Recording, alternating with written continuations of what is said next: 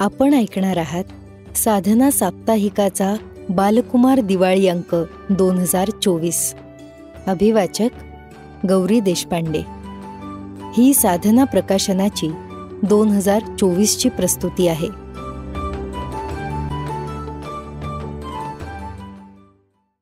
समाजशास्त्र म्हणजे काय? मिलिंद बोकील. वस्तुस्थिती अधिक संकल्पना म्हणजे समाजशास्त्र. समाज हा शब्द कायमच आपल्या कानावर पडत असतो. आपल्या भोवतीचे सगळे लोक सारखे समाजाबद्दल बोलत असतात. आपला समाज असा आहे, तसा आहे, तो बिघडलाय, सुधारायला पाहिजे वगैरे. पण खरोखरच जर कोणाला विचारलं की समाज म्हणजे नक्की काय, तर त्याचं काय उत्तर देता येईल? समाज म्हणजे एसटी स्टँड किंवा रेल्वे स्टेशनवरची गर्दी आहे का? किंवा जत्रेसाठी माणसं जमतात तो समाज असतो का? लग्नाच्या मंडपातही माणसं जमतात, त्याला समाज म्हणता येईल का?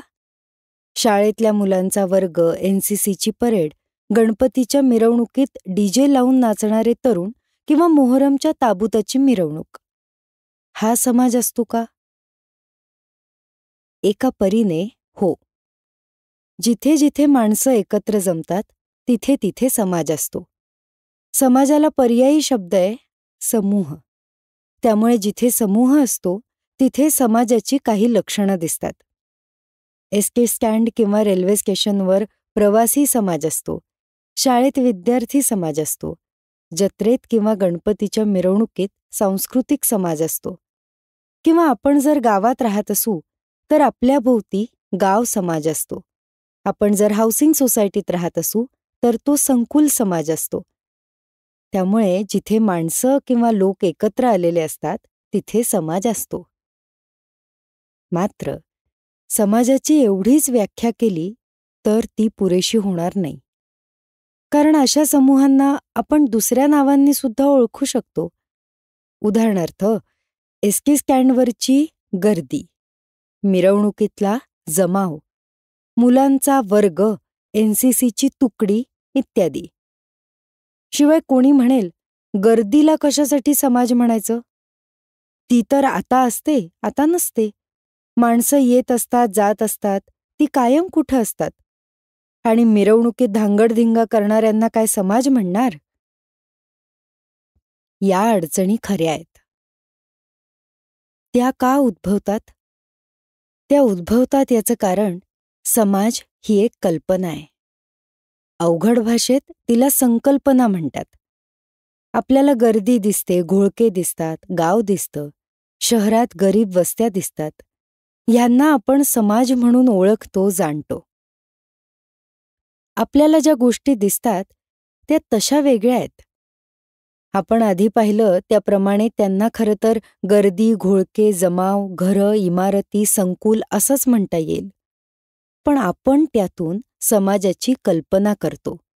त्यांच्यामध्ये समाज आहे असं समजतो. याचा अर्थ काय झाला? याचा अर्थ असा की समाज ही एक वस्तुस्थिती जशी आहे तशीच एक संकल्पनाही आहे. केवळ वस्तुस्थिती नाही किंवा केवळ संकल्पना नाही, दोन्ही आहे. किंबहुना दोन्ही एकत्र केल्या तरच समाज बनतो. समाज ह्या संकल्पनेची हीच तर सगळ्यात मोठी गंमत आहे. तो असतोही, नसतोही, दिसतोही, दिसत नाहीही. लक्ष दिलं तर जाणवतो, लक्ष दिलं नाही तर कळतही नाही. त्याच्याबद्दल विचार केला तरच तो कळतो. विचार केला नाही तर तो जणू काही अस्तित्वातच नाही. दुसऱ्या काही विषयांची उदाहरणं घेतली तर ही गोष्ट चांगली स्पष्ट होईल. पाण्यात मीठ मिसळलं की रसायन तयार होतं. मग त्याचं रसायनशास्त्र करता येतं.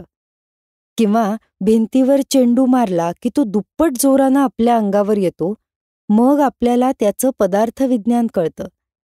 किंवा बागेत फुलपाखरं बागडत असतात, त्यांचं जीवशास्त्र होतं. तानाजी मालुसऱ्यांची गोष्ट ऐकली की तो इतिहास आहे हे लक्षात येतं. मीठ, चेंडू, फुलपाखरं या सगळ्या खऱ्या गोष्टी आहेत. त्यांना आपण हात लावू शकतो. त्यांचे जे गुणधर्म आहेत त्यांचा साक्षात अनुभव घेऊ शकतो. किंवा जे तानाजी मालुसरे होते ते खरोखरच होऊन गेलेत. त्यांची गोष्ट खरी आहे, तशी ती आहे म्हणून तिला इतिहास म्हणता येतं. समाजाबद्दल मात्र असं होत नाही. समाजाचं एक अंग आपल्याला दिसतं, उदाहरणार्थ जमाव. त्यावरून बाकीच्या अंगांची कल्पना करावी लागते. आपण गावात राहतो तेव्हा ते गाव आपल्याला कसं जाणवतं? आपल्याला आपलं घर दिसतं, समोरची गल्ली दिसते. त्या गल्लीतून फटफट्या जाताना दिसतात, बाजार दिसतो, टमाट्याचे भाव पडलेले कळतात, पाण्याच्या टँकरवरची झुंबड दिसते, मंदिरातल्या भजनाचा आवाज ऐकू येतो, कोणाच्या तरी लग्नाची बँडबाजा वाजवत जाणारी मिरवणूक दिसते. ह्या सगळ्यावरून आपल्याला गाव समाजाची कल्पना करावी लागते. म्हणून आधी म्हटलं तसं समाज म्हणजे वस्तुस्थिती आणि कल्पना. स्थिती एक, कल्पना अनेक. अशा समाजाचं जे शास्त्र ते समाजशास्त्र किंवा समाजविज्ञान आणि इंग्रजीत सोशिओलॉजी. आता कोणत्याही गोष्टीचं शास्त्र किंवा विज्ञान करायचं म्हणजे काय करायचं? तर त्याच्या अभ्यासाची एक पद्धत बसवायची. पद्धत का बसवायची? तर तो अभ्यास कोणालाही करता यावा म्हणून.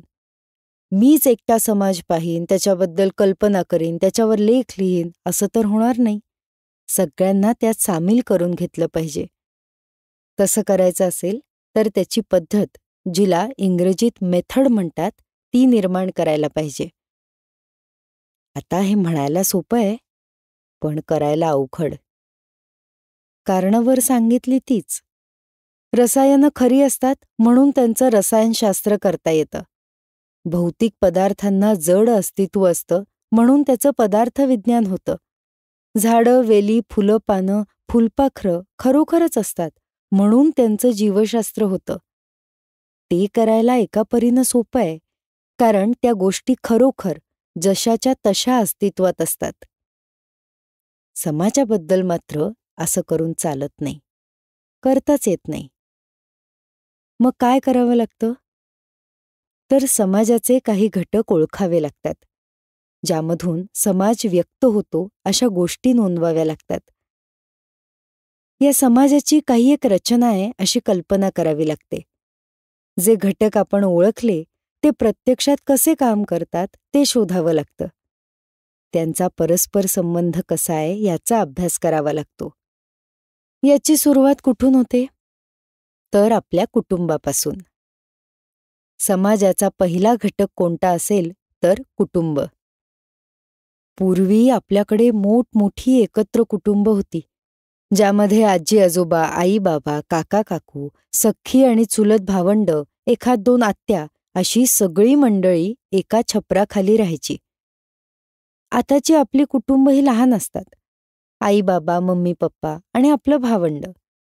पण लहान असो की मोठं, कुटुंब हा समाजाचा पहिला घटक असतो. आता हे कुटुंब कसं अस्तित्वात येतं? तर आपले आई बाबा लग्न करतात म्हणून. हे लग्न झालं नाही तर कुटुंब अस्तित्वात येणारच नाही.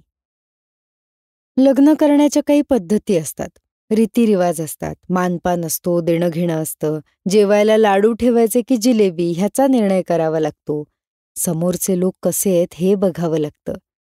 हे सगळं करण्याचे जे संकेत, नियम, दंडक किंवा पद्धती असतात त्यांना मिळून लग्नसंस्था किंवा विवाह संस्था असं म्हणतात. अशा विवाह संस्थेचा अभ्यास हा समाजशास्त्रातील एक महत्त्वाचा विषय आहे. आता आपल्या देशातली लग्न कशी होतात? तर ती मुख्यतः आपल्या जातीतल्या जातीत होतात. आता जात ही गोष्ट फक्त आपल्या भारतात म्हणजे भारतीय उपखंडातच आहे. इंग्लंड, ब्राझील, केनिया, व्हिएतनाम अशा देशांमध्ये माणसांचे वर्ग किंवा गट असतात, पण जाती नसतात. जात ही खास आपल्याकडचीच गोष्ट आहे. जात म्हणजे काय? जात म्हणजे माणसांचा असा गट की जो आपल्यातल्या आपल्यात समूहाअंतर्गतच लग्न करतो. पूर्वी जातींना विशिष्ट व्यवसाय असायचा, भौगोलिक स्थान असायचं. काही जातींना अधिक मान-सन्मान मिळायचा, काहींना हिणवलं जायचं. हे गुणधर्म होतेच, पण मुख्य मुद्दा जाती अंतर्गत विवाह करण्याचा होता. अशा रीतीने जात हाही आपल्या समाजाचा एक पायाभूत घटक आहे. जातींची मिळून जात व्यवस्था होते. अशा जातव्यवस्थेचा अभ्यास हा भारतीय समाजशास्त्राचा एक महत्त्वाचा उद्देश राहिलाय. जाती कशा निर्माण झाल्या? जातव्यवस्था शेकडो वर्ष चालू कशी राहिली? तिला कशाचा आधार होता? ती बदलायची असेल तर आपल्याला काय करावं लागेल? जातींचं राजकारण का होतं? असे अनेक प्रश्न त्यामध्ये तयार होतात. आपल्यापैकी प्रत्येकावरच ह्या गोष्टीचा परिणाम होत असल्यानं याचा अभ्यास आपण प्रत्येकानं केला पाहिजे. आपल्याकडे जातीतल्या जातीत जशी लग्न केली जातात तशीच ती एकाच धर्मातही केली जातात. धर्म ही काय संकल्पना आहे? सध्या आपण हिंदू, मुस्लिम, ख्रिश्चन, जैन, बौद्ध असे धर्म ओळखतो आणि आपण त्यापैकी कोणत्या धर्माचे उपासक आहोत हे सांगतो. पण धर्माचे अनेक अर्थ होतात आणि ते काळाप्रमाणे बदलत गेलेले आहेत. श्रीकृष्ण अर्जुनाला म्हणाला की युद्ध करणं हा तुझा धर्म आहे. तेव्हा धर्म याचा अर्थ कर्तव्य असा होता. किंवा कर्ण अर्जुनाला म्हणाला की माझ्या हातात शस्त्र नसताना मला मारलंस तर तो अधर्म होईल. तेव्हा त्याचा अर्थ पारंपरिक नियम असा होता. किंवा एकनाथांनी गंगेवरून आणलेली कावड तहानलेल्या गाढवाच्या तोंडात रिकामी केली तेव्हा त्यांनी माणुसकीचा धर्म पाळला. आज ज्यांना आपण धर्म म्हणतो त्यांना समाजशास्त्रीय भाषेत संप्रदाय असं म्हणतात. अशा संप्रदायांचा अभ्यास आणि समाज अधिकाधिक सांप्रदायिक बनतो आहे का या प्रश्नाचा अभ्यास हाही समाजशास्त्राचा विषय आहे. आता शहरीकरण झपाट्यानं होऊ लागलं असलं तरी पूर्वी आपला देश हा खेडेगावांमध्येच वसलेला होता. ही गावं शेतीच्या आधारानं जगत होती. शेतकरी आणि त्यांना निरनिराळ्या सेवा देणारे कारागीर अशी ही व्यवस्था होती. त्या व्यवस्थेला बलुतेदारी व्यवस्था म्हणायचे. ही व्यवस्था म्हणजे निव्वळ देवाणघेवाण नव्हती, तर हे सगळे लोक एकमेकांशी नियमांनी आणि कर्तव्यांनीही जोडलेले होते. ह्या व्यवस्थेला गावगाडा असंही म्हणत. आता हा गावगाडा राहिलेला नाही. पण ह्या खेड्यांमधला समाज कसा जगत होता? त्यांचे आपापसात संबंध कसे होते? त्यांच्यावर पर्यावरणाचा प्रभाव कसा पडायचा? या सगळ्याचा अभ्यास ग्रामीण समाजशास्त्र, रुरल सोशिओलॉजी करतं. ह्याला जोडूनच आदिवासी समाजांचा अभ्यास केला जातो. महाराष्ट्राच्या डोंगराळ आणि जंगल भागामध्ये गोंड, भिल्ल, कोकणा, वारली, कोरकू, कातकरी, ठाकर, महादेव कोळी, आंध, प्रधान, कोलाम असे निरनिराळे समूह राहतात. त्यांची पारंपरिक उपजीविका ही निसर्गातील साधन संपदेवर अवलंबून होती. पण तिच्यावर आता संकट आलंय. पूर्वी भौगोलिक विलगता होती, पण आता तथाकथित विकासाच्या प्रक्रिया त्यांच्या जीवनात घुसल्यामुळं नवीन समस्या तयार झाल्यात. ठाणे रायगड जिल्ह्यातल्या वारली, ठाकर, कातकरी समूहांसमोर विकास की विस्थापन हा मोठा प्रश्न उभा ठाकलाय. ह्या उलट दुसऱ्या बाजूला गडचिरोली जिल्ह्यात मेंढा, लेखा यांसारखी अनेक आदिवासी गावं स्वतःचा कारभार स्वतः करण्याचं आणि आपल्या भोवतालच्या जंगलाचा योग्य उपयोग करण्याचं सुंदर उदाहरण समाजासमोर ठेवतायत. आदिवासी समाजांचा अभ्यास करताना समाजशास्त्र आणि मानवशास्त्र म्हणजे अँथ्रोपोलॉजी यांचा संगम करणं आवश्यक असतं. आता निम्म्या महाराष्ट्राचं शहरीकरण झाल्यामुळं शहरातील समाजांचे म्हणून जे प्रश्न असतात त्यांचा वेध समाजशास्त्रानं घेणं अटळच ठरतं. म्हणजेच अर्बन सोशिओलॉजी. यामध्ये समाजशास्त्राच्या ज्या पायाभूत संकल्पना आहेत म्हणजे कुटुंब संस्था, विवाह संस्था, नातेसंबंध त्या तर शहरी संदर्भात तपासल्या जातातच. शिवाय शहरात राहताना माणसांची मनोवृत्ती काही वेगळी बनते का? ते एकमेकांपासून अलिप्त राहू लागतात का? एकटेपणाचे प्रश्न निर्माण होतात का? का ह्याच्या उलट शहरात निरनिराळ्या सभा, संस्था, संघटना, उपक्रम, कार्यक्रम अशा गोष्टी चालत असल्यानं त्यांचं सामाजिक जीवन भरभराटलेलं असतं. पूर्वी चाळ संस्कृती होती. आता ओनरशिप ब्लॉक्स आले, त्यांनी काय फरक पडला? या प्रश्नांचा अभ्यास नागरी समाजशास्त्रात केला जातो. शहरी माणसं शेतीच्या नाही तर उद्योगांच्या आधारे जगतात. पूर्वी मुंबई वा सोलापूर या शहरांमध्ये कापड गिरण्या होत्या आणि गिरणी कामगार हा महत्त्वाचा समाज घटक होता. किंवा पुणे, औरंगाबाद, नाशिक, नागपूर अशा शहरांमध्ये मोटरगाड्यांचे, अवजड यंत्रसामग्रीचे किंवा रसायनांचे उद्योग सुरू झाले. पूर्वीच्या समाजरचनेपेक्षा हे जीवन अगदी भिन्न होतं. उद्योग किंवा कारखान्यांमधले मालक कामगार संबंध किंवा ही नवी उद्योग संस्कृती यांचा अभ्यास औद्योगिक समाजशास्त्र, इंडस्ट्रियल सोशिओलॉजी करतं. IT उद्योगांमध्ये गुंतलेल्या स्त्री पुरुषांचं जगणं हे आणखी वेगळं. शहरी जीवन हे गुंतागुंतीचं तर असतंच, शिवाय वेगवेगळी आव्हानं सारखी पुढे येत असतात. ज्यांना झोपडपट्टीत राहावं लागतं त्यांचे प्रश्न वेगळे असतात, तर भोवतालच्या परिस्थितीवर आपला ताबा नाही म्हणून मध्यमवर्गीयांमध्येही हताशा असते. या सगळ्यांचा वेध समाजशास्त्रानं घ्यायचा असतो. आपण समाज म्हणतो तेव्हा त्यात स्त्री, पुरुष, मुलं, तरुण, म्हातारे असे सगळे येत असतात. पण या सगळ्यांच्या इच्छा, आकांक्षा, स्वप्न किंवा प्रश्न हे सारखे नसतात. निसर्गानं स्त्री आणि पुरुष अशी समसमान जोडी बनवली आहे, पण प्रत्यक्षात समाजात स्त्रियांना दुय्यम स्थान मिळतं. ह्याला लिंग भेदभाव असं म्हणतात. तसंच ज्यांचं वर्गीकरण स्त्री किंवा पुरुष असं करता येत नाही, म्हणजे पारलिंगी, त्यांच्या समस्या आणखी वेगळ्या असतात. काहींचा स्वभाव समलिंगी मैत्री करण्याचा असतो, तेही समाजाचे घटकच असतात. अशा लिंगभावाचा अभ्यासही समाजशास्त्रानं करायचा असतो, म्हणजेच सोशिओलॉजी ऑफ जेंडर. समाजशास्त्राची आणखी एक नवीन शाखा म्हणजे विकासाचं समाजशास्त्र, सोशिओलॉजी ऑफ डेव्हलपमेंट. सध्या प्रगती आणि विकास हे शब्द चलनी नाण्यांसारखे वापरले जातात. पण प्रगती आणि विकास म्हणजे नेमकं काय? नुसते लांबच लांब रस्ते बांधले, फ्लायओव्हर किंवा पूल बांधले, समृद्धी महामार्ग सुरू केला किंवा मोठमोठी धरणं बांधली किंवा प्रत्येक गावात मॉल सुरू केले म्हणजे विकास झाला का? शहरात पूल बांधला, पण त्यामुळे पावसाळ्यात लोकांच्या घरात पाणी जायला लागलं तर त्याला विकास म्हणायचा का? रस्ते बांधले, मोटारी आल्या, पण ट्रॅफिक जॅम आणि प्रदूषणानं जीव हैराण झाला तर तिला प्रगती म्हणायचं का? हजारो कोटी रुपये खर्चून धरणं बांधली, पण दुष्काळी भाग कोरडाच राहत असेल तर त्यांचा उपयोग काय? शिवाय हा विकास सगळ्यांचा सारखा होतो का? की काही लोकांचा जास्त होतो आणि काहींचा कमी? या सगळ्या प्रश्नांची उत्तरं समाजशास्त्रानं शोधायची असतात. पुढारी काहीही सांगतील, पण आपण आपली बुद्धी शाबूत ठेवून विश्लेषण करायचं असतं.